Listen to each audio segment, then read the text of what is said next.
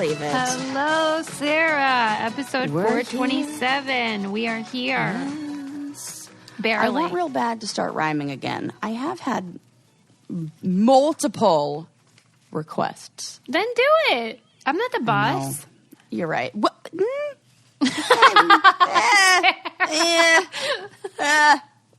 I push back on that Of one. rhyming. Boss lady. You give off boss vibes. I do. I'm not the boss of rhyming, though. That's your That department. is. I am the boss of rhyming. Yes. But like low level boss of a very small, You're like, small company. What did they say about Dwight Schrute? Assistant to the Oh, manager? I'm an assistant. I'm an assistant to the regional manager. Yeah, that's it. I'm an assistant to the regional manager of rhyming. Oh, that's so funny. So How how's you your doing, week Sarah? going? Oh my God. No, let me ask you first. Well, it's been quite a week. Yes. We record about a week ahead. So we are in the thick of the protesting and still having a pandemic. So it's been something else. Not a dull moment. Not a dull moment. That's for sure. I'm all about the uproar. So Yeah. yes, Me let's too. do it. Yeah. Like, Yeah, I love I'm it. getting I fired love up. Yeah. shaking things up. I love people making change. Yes, All I of love it. all that. However, I have something to complain about. Let's hear it. Like, because I don't want to make this like a time where I'm like being complainy. But Sunday morning, I'm already in this like, because like it's been you're that agitated. weekend. I'm agitated. I'm like, fired up. I wake up and I'm going, I say to myself, we talked a lot about planting. Planting's really good. So like, I'm going to try to calm down and like focus on just like my garden. And That's so I'm good. like outside, I'm trimming my mint is doing fantastic, by the way. Okay, good. Which is great because it was almost dead. So I'm doing that. And inside, as I'm doing this, Ren's asleep. And inside is our little robot vacuum, who we have named Little Oofy. And Lil Oofy, because the brand is Oofy, so and it says it on the top, so naturally he's Lil Oofy. And he runs around the house and cleans, and he's great and everything. But I'm outside, and all of a sudden I hear this like sloshy, like against the window. And I'm like, what the hell is that? Like the sliding window. And so I look, and this little guy who looks like now he's like trying to escape out of the house is spitting water everywhere. And I pick him up and I flip him over, and water goes spraying into my face. And I'm like, what the fuck? Is this like, what did it spill? And I was thinking, it's got to be like the dog bowl. Like maybe the vacuum like sucked up water. So I look up, and there are water tracks all over the house. And I'm like, this is way more than just a dog bowl. I walk into the guest bedroom and the laundry room. It is flooded. I mean, what the under hell? inches Why of does water. this happen to you all the time? Why does this happen to? I mean, are you kidding me? Is it? And do I you don't have mean big like a little PMs or flood. what? I mean, no, it wasn't even that. It was it ended up being the heater. The heater had like corroded. The copper pipes had built up like calcium around them. And the water couldn't get through, and it sprang a leak. And then it just all night long flooded the entire office with all of it, like all the closet, everything, all of our like. Come oh my God! on. It's so I'm not kidding. We wake up, and now this electric robot has now taken this water, dirty ass water, and sprayed it all over the house. And Ren's sleeping, and so I wake up. I'm like. Trying not to like wake him up in a panic. And I'm like, but I definitely didn't say it calm. I'm like, Ren! Like wake him up. Ren. And nobody likes to be woken up, We're like, if he wasn't like looking at Twitter and watching like riot videos, and then you would hear your girlfriend screaming your name in the other room, that could not have been enjoyable. No. And so we get to like bailing out the frickin' or the guest room, all the towels and everything, and then try to call, this is the worst part of it in my mind, try to call the apartment, no answer. Try to call their emergency number. The emergency line is this phone number is not currently working. Boy, no you are answer. really getting a runaround at that apartment complex. What the hell? We ended up having to go on like a walk, like a run around the building, found a maintenance worker who was cleaning the outside of the building who happened to have the number of one of the maintenance guys, hunted him, like his direct line. Thank God he came. And still, nobody's done a thing. It's been 5 days. What is it, all soggy still? They gave us a blower, like to, Lord, which those things I've are stopped stupid. just because I'm recording right now. Oh my God. But yeah, so Why are it was you high cursed? drama. Why? Right? I really want to know. Like, and I feel like was this A when I was sign. talking about the fires, and I was like, oh, I'm so glad that there wasn't any water damage in our. I don't know. I'm like, what's. I shouldn't think that. Like, magical thinking isn't a real thing. I have to remind myself of that. I'm like, Sarah, there are no thoughts. There's no nothing that causes this. No, it but just you do have feels bad like, luck. for real. And so now I like, and Ren's so wonderful, and he's like trying to like, okay, we're going to clean it up. I'm like, no, we're not spending a second longer cleaning. Like, we've already wasted half a day and He's had it. And I've had it. Oh. He's being all nice, and he's like, we'll do it. And I'm like, no. Mm-mm. They're coming and they're taking care of this. No, I will Sarah, not say don't where I play live that. because, I want to still live here, but they also need to take care of it. But Man, anyways, you're having a sounds bad much week. nice. Yeah. A little bit. Well, you know what? It's always like high drama over here. That's like, I don't know. That's your MO. Meanwhile, you've got like birds chirping in the background. Can you hear them right now? Yes, it sounds lovely. Darn, the door's even shut. They are just loud, singing Yeah. their tune. Yeah. It really is like a wildlife paradise over here. I think I told you about that snake we saw. Oh my gosh! I don't think yes, I did. and then you Did sent. I? Yeah, when we came over to your house, Yeah. and Adam sent me a picture of it, Yeah. and I'm like terrified that thing lives on my phone now. Right, yeah. He probably didn't know about your phobia. Oh my God! Speaking of which, I saw the most insane clip from a TV show. I think it's called like Kings of Pain. Okay. Have you heard of this? No. It's these Australian guys, and they do a television show where they intentionally try to get bit or stung by something and then rate for the pain Pete's scale. sake. And I Come saw one on. where they like basically put their arm out like it's a frickin' turkey leg to a python. No. And like a python with like crazy teeth, and let the python bite it. And not just one of these dumbasses did it, but two of them did it. I don't love it.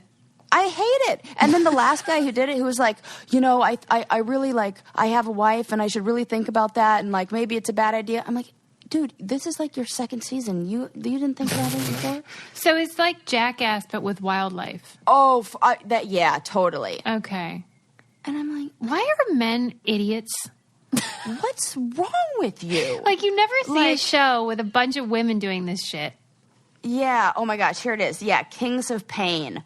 Oh my gosh. Follows wildlife biologist Adam Thorne, AKA, Johnny Knoxville. yeah, Johnny Knoxville for sure. And then they have like a pain index. Come on. I wonder what's I the can't. worst pain they've ever had, though. Now I wanted to see the index. Right. And you know what? It does come up. It's like, let's see if I can find it real quick. This is funny. It says, will there be a King of Pain season 2? Well, God, I hope not. Maybe it just had season 1. Yes. And there's even an article that says, is Kings of Pain science or stupidity? I don't even need to click for on that Pete's link sake. to tell you. I don't even Right. like that question. I'm mad about it. I know. And how I found out about this, oh my God, I didn't even mean to talk about this today, but it's so funny. I was like, looking for something new to watch on Hulu and found this show. It's called like Celebrities Watching Television or something like that. Oh, yeah. And, I freaking love it. I'm obsessed, Suze. Now you know why people watch us watching I the totally challenge. get it. What do It's you so love about funny. it? I love it so much. My favorite are Out of Touch Dads. Like, which is now I understand why it's so hilarious when you don't know who anybody is on there and you're like, wait, who's that again? And like, I'm like annoyed with you and everybody else is like, that's so funny. Right. And now I'm like, oh my God, I get it. It's so funny. Rob Lowe and his kids are hilarious because like they're picking on dad is really funny. Yeah. Yes. Oh, it's so great. And give him a hard time about like, him being a ladies' man. And the Osbournes are really, really funny. And oh my God, I'm totally doing like an ad for this television show that nobody's paid me to do. But of course I did one for Kings of Pain and fuck that show. Yeah, fuck that show. Yeah, but somebody commented, by the way, that we have quit apologizing to Linda. So I would like to apologize to Linda that I wasn't apologizing for all of my profanity. Oh my gosh, I'm so sorry, Linda. I'm very God, sorry. That's really funny. Oh man, yeah. I guess I just forgot about her. I did too. At this point, we like what do you say after like sorry, Linda? What's the I need like a validating response from Linda. Maybe that's it. It feels like unfinished business. Yeah, like right. I've just been like apologizing.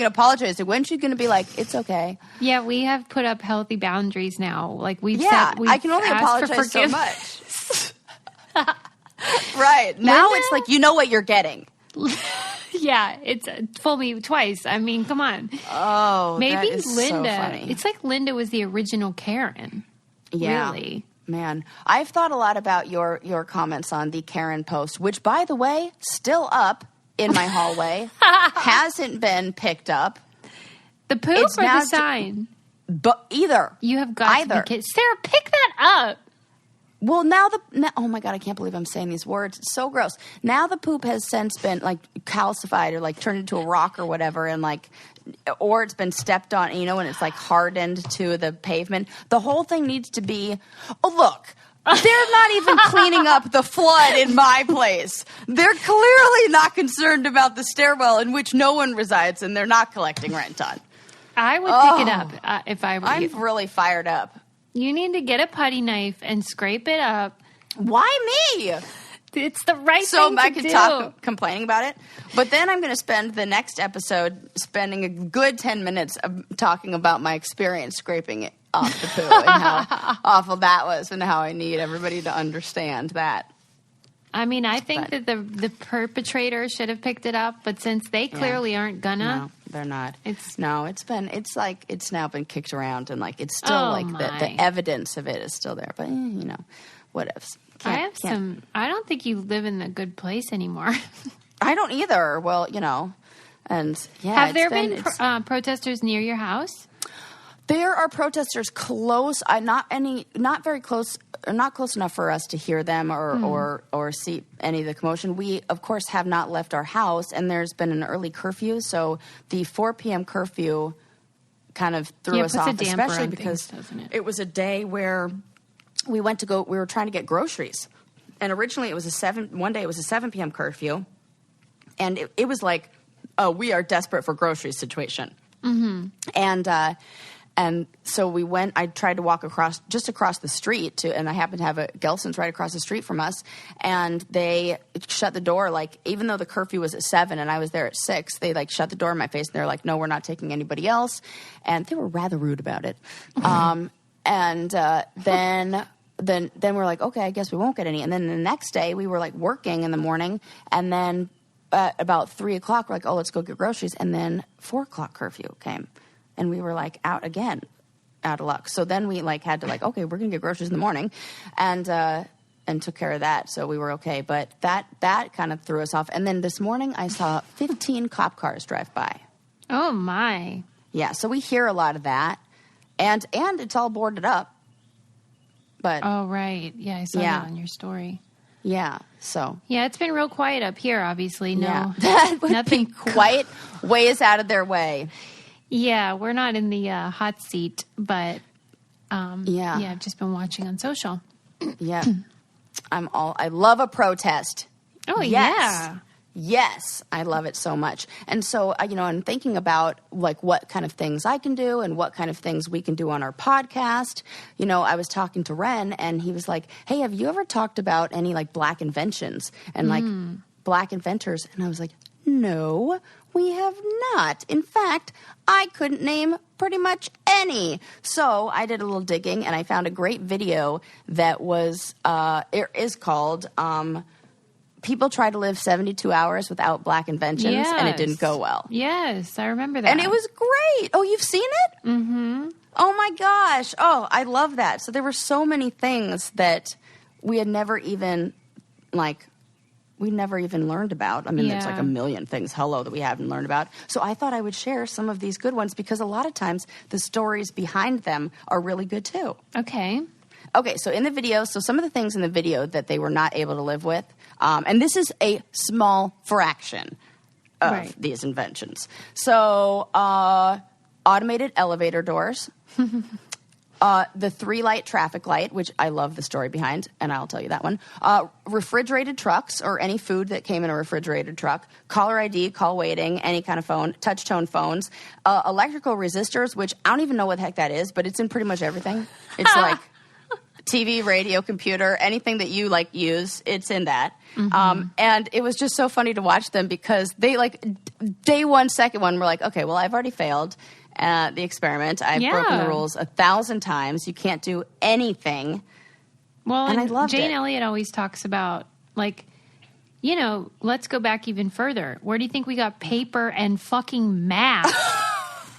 Thank you, Egyptians. Oh my God, that's so true. Where the fuck do you think we got paper? Oh my God, that's so funny. People, I think Americans tend to think of, Black Americans or African Americans and don't think about, where they actually came from and what they were responsible for. They think of them just as, these people that we enslaved and they're victims, So, Susie, that is taking it so much farther than my thought even was with it. I love this. Teach me things. I don't know enough, believe me. I just know that we are look at that. Limited often by what we learned growing up, and that is so minimal. And that's why I love working with Jane Elliott, because she doesn't put up with any bullshit, and she will tell you, here's why you're wrong. Here's all the ways you've been indoctrinated that are, erroneous and discriminatory. And you're just like, oh, I was a part of an entire system, including the education system, that has been whitewashed and erased swaths of people from all over the world because we are fearful and pathetic and weak. Yes. Oh, and it's just to justify terrible, terrible things. Oh my God. I love seeing her all over the place and knowing that, now especially, and knowing that, she's a friend of the Brain Candy podcast. Yeah, man, she is. How did you meet her? I just contacted her for the Meisterpiece when I did the Meisterpiece podcast, and I interviewed her for that. And then when I moved to LA, I contacted her because she has a home out here and in Sun City, and I just said, can I come over? Oh my God, you're the best. And she said, okay. And so that's how we became friends. I love and that. Seriously, she does not put up with bullshit. So she will tell you you're wrong to your face, and she doesn't do it with kid gloves. She's very, upfront about it and direct. And she brings out this map and shows you how, when you look at a globe, it's very hard to make an accurate globe on a flat piece of paper. And so what, racists did was they emphasized the northern hemisphere, which basically erases and diminishes the southern hemisphere, which is where a lot of the brown people lived and live. And so even something as simple as the maps we use create a sense that the white world is better. Yeah. Stuff like that is everywhere. It is ubiquitous. And you don't even recognize it until it's literally put right in front of you. Yeah, you have to have somebody undo that. You have to dismantle it. Yes. So that's what we need to do. And learn and learn and learn and learn. Thank goodness we love learning. I know. It is exhausting, though, because there is so much to undo. Yeah. But you got to start somewhere. don't let the enormity of the task convince you to avoid it. Yes. You got to empty the ocean with a teaspoon, so get started. That's right. Well, we can maybe like recognize some inventors. Indeed. Like Garrett Morgan, who invented the 3-light traffic light. Yeah, what's his story? So here, the best, I love why, because I think that's super cool. So he, like many black inventors, only had an elementary school education, and he grew up on a farm and started recognizing like a whole bunch of stuff on the farm that he could fix. And so he began like improving things like the sewing machine. He had improved invention like to the sewing machine. He also created the gas mask. And so through these inventions, he, made some money. And he was the first black man in Cleveland, Ohio to have a car. And with his automobile driving around, he was noticing that there were tons of these terrible accidents, and motorcyclists were getting in these horrific accidents with the 2-light system. So he's like, we got to change this. And so he invented the 3-light traffic light. How cool is that? I love that story. Yeah, don't you love when someone sees a problem and instead of complaining about it like I do, they just fix it? I mean, yes, that is so cool. Yes. And, Suze, we couldn't even have our podcast without this one. The electret microphone was invented by James E. West in 1964. Thank you, James. And, which is very important because it's like the same microphone that you'd use in like, any kind of beautiful singing like karaoke. Aha, yes. He's facilitating it's in all everything. of our vices. It's the same patent that's in Alexa that listens to your voice and picks up the voice and all the Alexa things, which I didn't even know a lot about how patents work. This kind of then took me, I was like, how the hell does that even work? So like, yes. So then like parts, it's so interesting. Like what makes a unique idea and what qualifies for a patent and what doesn't, and how like Alexa is made up of a bunch of different patents. And like you can take, it's like patents on patents. Yeah, you can build upon it. Yes. Mm-hmm. And so, this new microphone was used in like a ton of stuff. Baby monitors, hearing aids, tape recorders, all telephones. Like that seems like one that should be right up there that they talk. I mean, like all of this, these are like, I read these lists, I'm like, what did white people invent? Yeah, we're pathetic. My friend Melissa, who was on Real World New Orleans years ago, she says, she always jokes, well, she's not joking. She always says that everything you love, black people created. And even if you think a white person made it, look further. They probably stole it. Here's a great example. How about the light bulb? We give Thomas Edison a whole bunch of credit for that, which is like great. Okay, the light bulb itself was invented by Thomas Edison, but the innovation that was used to create the actual light bulb, the carbon filament that we use that created it so it was long lasting, so it would last more than like, I don't know, however the heck long those old ones did, was done by this guy, Louis Latimer, and a black guy. There you go. Nobody talks about him either. No. I mean, all of these, that could be the answer for. So it's like, everything. Yeah, so it's great to start the conversation and just get an education about it. And like I said, we don't know fucking shit. And female inventors, too. I love that. Yeah, man. It's like, it's great. Sick of all these white dudes. I'm done talking about you bozos. I know. Right. But it's like hard, and I think you said it right. So it's like you really have to be willing, because, I mean, let's call a spade here. We can assume, I shouldn't assume, but I think maybe we have the demographics to know that a lot of our listeners are white. Yeah. Right? Yeah. Yep. And so that's fine, of course, but with that privilege, we have to like have some duties that come with that we do, and like not be scared to kind of put in the work and do that, Well, and I don't think we've ever been shy about that, but the job is I so mean, we big. like collectively. Yeah, no. And I hope that we still get held accountable and people say when they feel like we missed the mark or if we're not doing enough, like, please tell me. Yeah. And so I think people do that in general, but, I'm open to it. I do love that. And I think it's hard. Like, that's a big...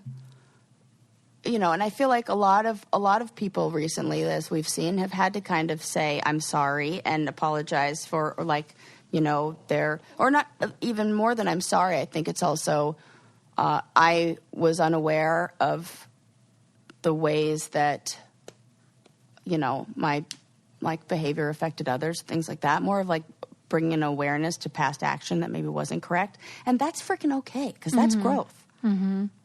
I mean, I feel like we all have to do that all day, all the time. If you don't think you have any blind spots, then I can find one for you. Right. Because you can always find that. Let me know, Suze, anytime. No. Yeah. I don't mean you specifically. Oh, of course. No, I know, but I'm still yeah. Open the door, right? Yeah. Because that's how, and you just have to get comfortable doing that, receiving that.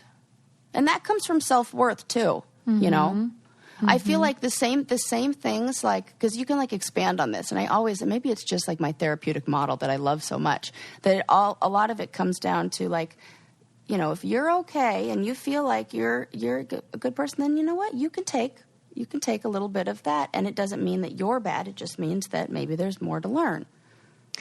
Well, and the thing is, just because you come to me and say, here's why you're wrong and you missed the mark, I am open to it. I will listen. But that doesn't mean I'll say, yeah, you're right. Maybe you're wrong. But, sure. We just should have a dialogue here. Yeah. And being open to one. Oh, I love that. Because it extends to all topics. When you say about the people on social that are having to apologize and stuff, part of that I think comes from they don't have the confidence or the experience to know whether they were right or wrong. So then one person will say, oh, you shouldn't have done this. And then they get confused. And then they might apologize. But then someone else gets mad. So you really have to think and be discerning before you start waffling. Tell me more about the confidence of being like that. Confidence sometimes people in being come confused. I'll give you an example. So I love this. Was doing some work on Brain Candy's Instagram, and when the George Floyd protests began, I thought, okay, we need to be thoughtful about what we post, how much we post, what we say, what we promote, because it's just about being responsible with your content and your business.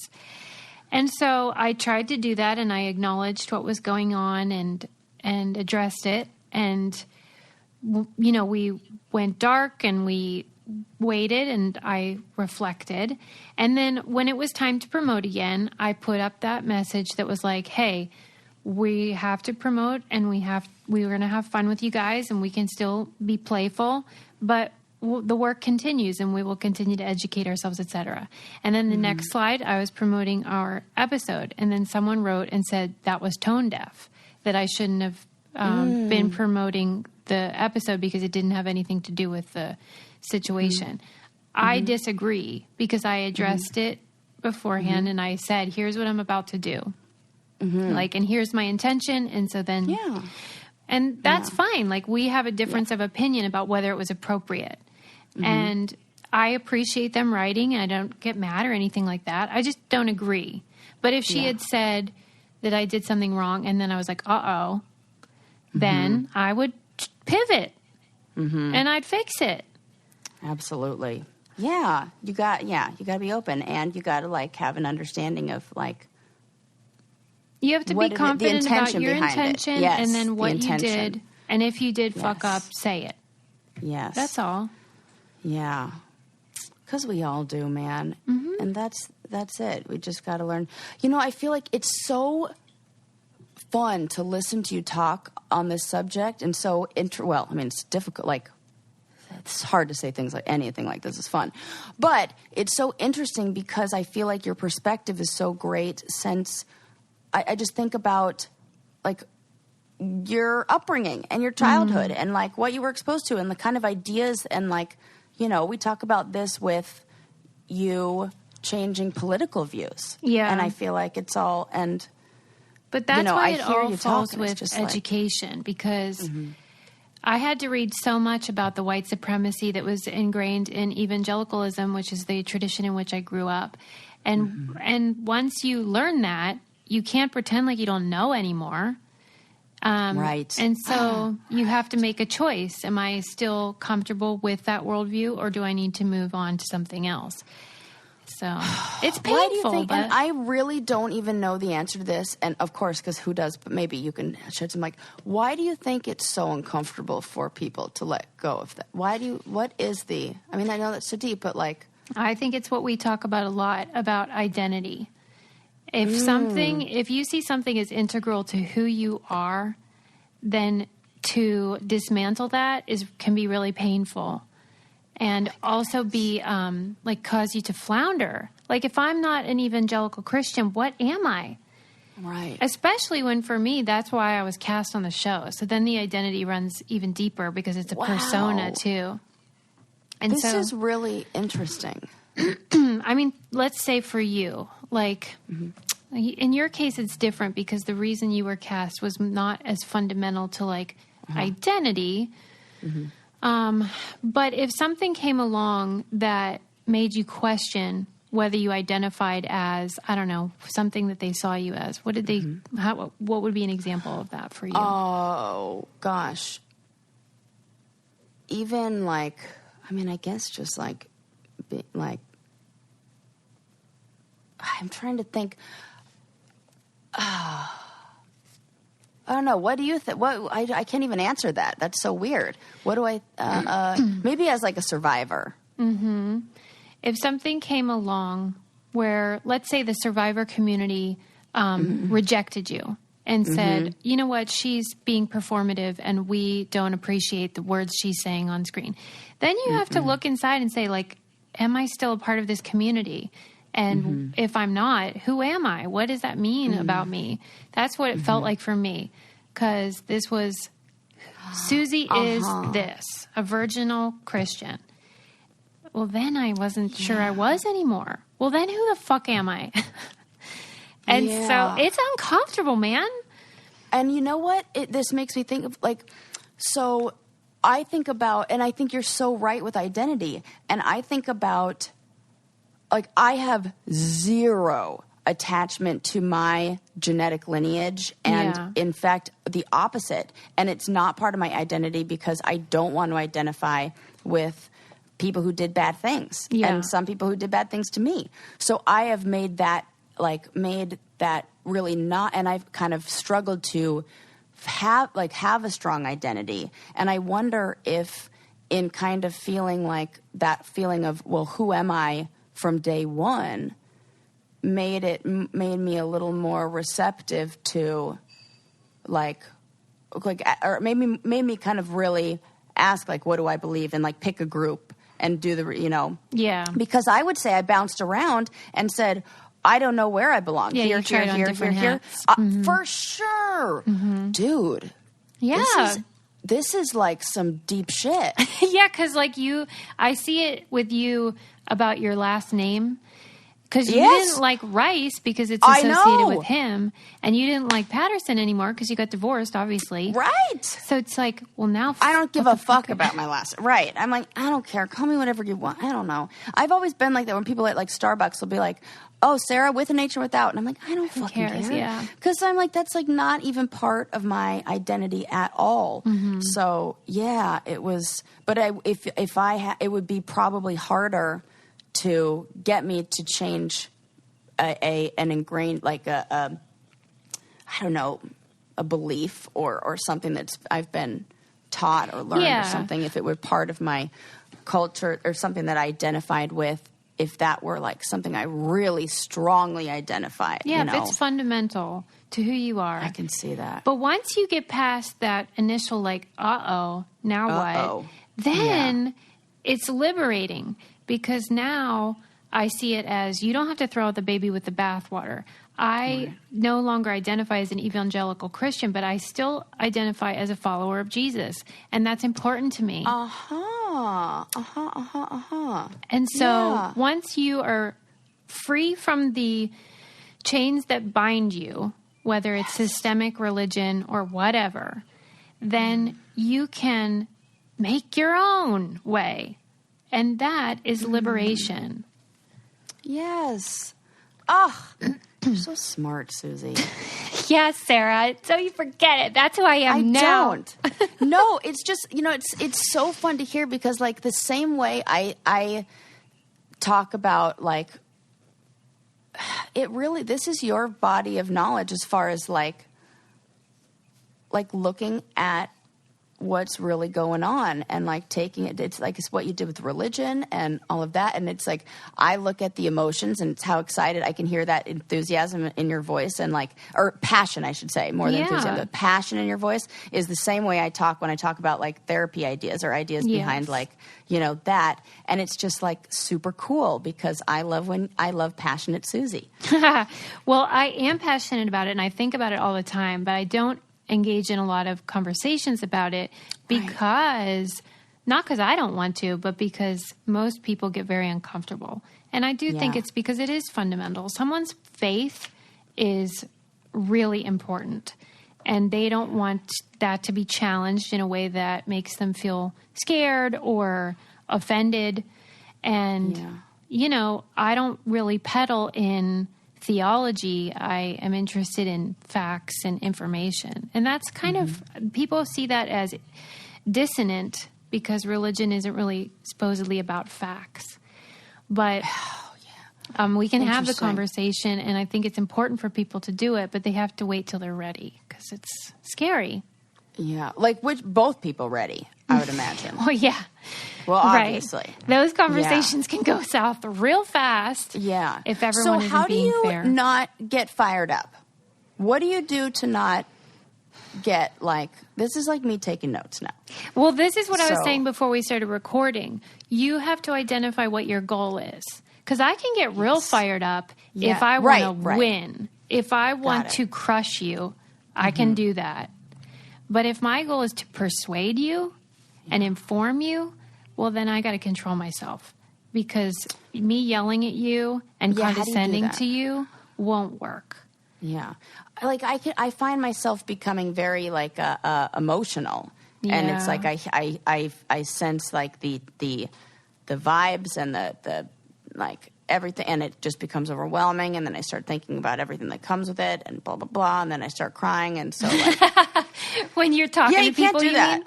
Yeah, like just trying, like because they become like I get very passionate. Yeah, you'd think I would be good at having these kind of dialogues, you know, and like that kind of stuff. But it's mostly I care a lot, and I think it's difficult, especially with people that you know.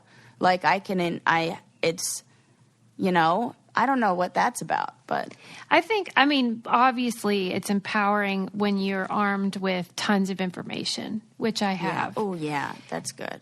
If you're coming into a heated conversation about something really important like religion or politics, then and you don't have a lot of solid facts, you're probably going to end up in a fight. You know, so you have to be prepared for that kind of thing. And that's why educating yourself on whatever subject it is is the work you do beforehand. And you know what? Maybe a lighthearted conversation about, you know, George Crumb, who invented the potato chip, could be just the ticket to start it up. Hey, you love those potato chips you're eating over there? Do you know when a customer sent back some French fries because they were cut too thin, he was like, oh, let's cut them thinner and fry them up and see what they taste like. Thank you, and George. Turns out they're delicious. So there you go. Maybe I owe a lot to George. Oh, I know. I was like, gosh. You know, you couldn't even honor him when we did our 420 episode, though, Suze. God. But I can honor him on most days when I reach into a bag and eat them. Yes. Don't you forget it. Oh, that is really funny. Because I do think that those kind of like, I know I say that like, you know, we're like lightheartedly, but like that sometimes it is something that's like an icebreaker almost to then engage, because I think about like what I intended to talk about today and what kind of like we ended up having a discussion on some of those difficult topics through, you know, a different conversation. Yes. And I think that's like, now I'm kind of thinking of it right now, because I even find with people that, you know, I know, and it's not like everybody I know is like me and Susie, and we're just sitting here and talking like this all the time. And so like there are some conversations that I want to engage in, and I, you know, can get very passionate and want to do it like.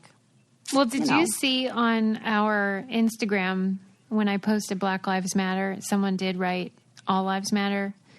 And it was within 4 minutes. Like, it was real fast. And I was like, oh, no. Nope. You fuck off with that shit. Not in my house. Because... Get out. Yep.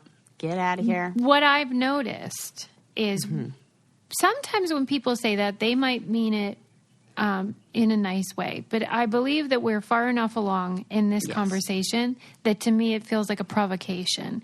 They're doing it to provoke a reaction. Right. You're so right. Because everybody listening right now, we have all seen the videos. We've all heard the house is on fire analogy. Sure, yes. We've all heard the dinner plate and the one person doesn't get served dinner and saying they're hungry.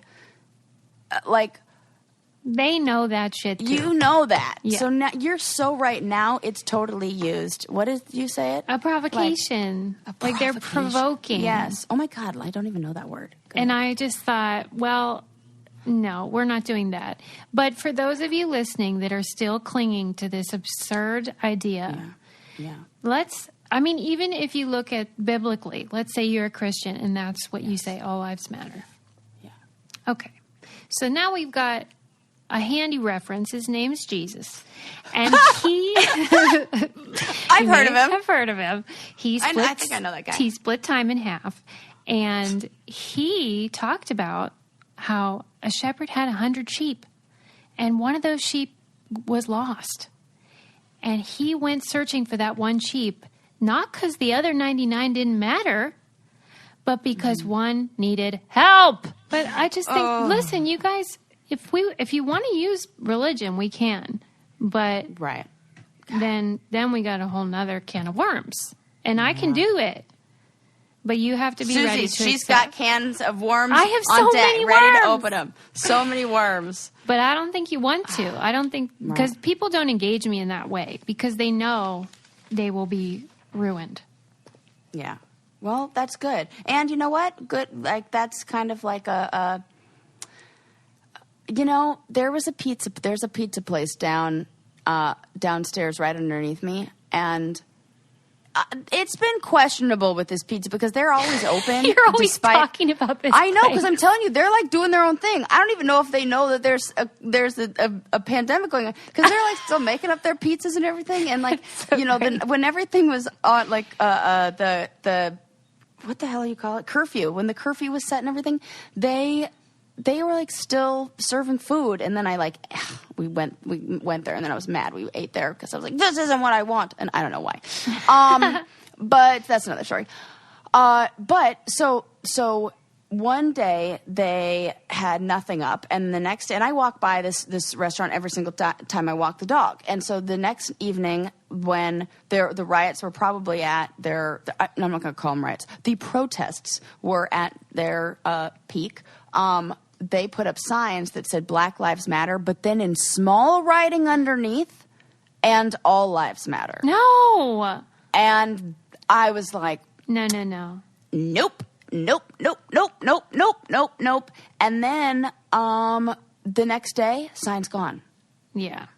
So do you think somebody informed them? Or somebody stole it or something. Yeah, but it was there were probably 12 of them on every single window. Oh my God. Inside. And I think it might have been their way to say, if there were anybody. Yeah, they're just scared. Yes, but I was like, wow, somebody needs to were they tell handwritten or no, printed? Oh, man. I know. Yeah. Sign business is really doing well during this maybe you should COVID. Pop in, though, and ask about the signs. You know what? I will, because they will not be getting my $5 for their happy hour pizza anymore if they're, Yeah, I just want to know, maybe there's an explanation. Yeah. Yes. And I found out there's some, great Black-owned restaurants in the Marina Del Rey area, including a gourmet taco place that I can't wait to go to. There you go. So yeah, you that's don't need where that I'll crappy be. pizza. I don't need that crap. Yeah. All right. There we go. I just want people to subscribe and tell a friend about us. Tell a friend. That's what please. I want. Because you know what? We're doing the Lord's work over here. you know, it's like it's hard. We have to find, you know, some light amongst, like, my mom called me the other day and she was just like, Sarah, and this is so funny because she always does this. She loves having conversations with people when they're, like, not there. And then she, like, plays both sides, like, pretend. I guess maybe in this conversation I'm, like, answering back to her or something. But she was, like, said that she also loves to do this while she's on the toilet, which is hilarious. Yeah. And which I also think that one of the modern versions of was invented by a black man as well. I think I did read that. As well as the Super Soaker. So just throw a few more in there. In case you're wondering.